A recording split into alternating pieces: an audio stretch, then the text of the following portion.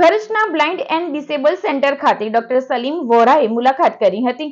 નિસહાય માનવ કલ્યાણ સંઘ સંસ્થાના અને એમએસ યુનિવર્સિટીમાં 8 વર્ષ લેક્ચરરની સેવા આપનાર તેમજ 1992માં માજી પ્રોફેસર પીએચડી હિન્દી વિષય સંસ્કાર એવોર્ડ અને 2003 ડોક્ટર અબ્દુલ કલામ એવોર્ડથી સન્માનિત એવા ડોક્ટર સલીમ વોરાએ આજ રોજ ભરૂચના અયામન પાર્ક પાસે આવેલ વર્લ્ડ હ્યુમન કેર ફાઉન્ડેશન સંચાલિત ભરૂચ બ્લાઇન્ડ એન્ડ ડિસેબલ સેન્ટરની મુલાકાત લીધી હતી અને જાવેદ પટેલ સાથે ચર્ચા વિચારણા કરી હતી. સાથે લોકોએ પ્રજ્ઞાચક્ષુ માટે આ કામ કરતી આવી સંસ્થાઓ માટે મદદરૂપ થવા અપીલ કરી હતી.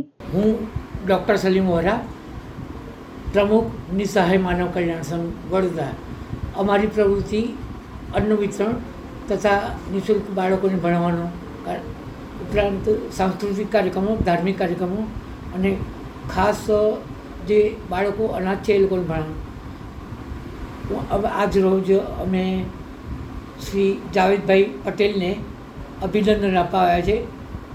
થોડા સમય પહેલાં જાણ્યું કે એમની ટીમ ઉમરા કરી આવ્યા છે અને ઉમરા એટલે આખું ગ્રુપ 16 અંધજનો અને 9 સહાયકો.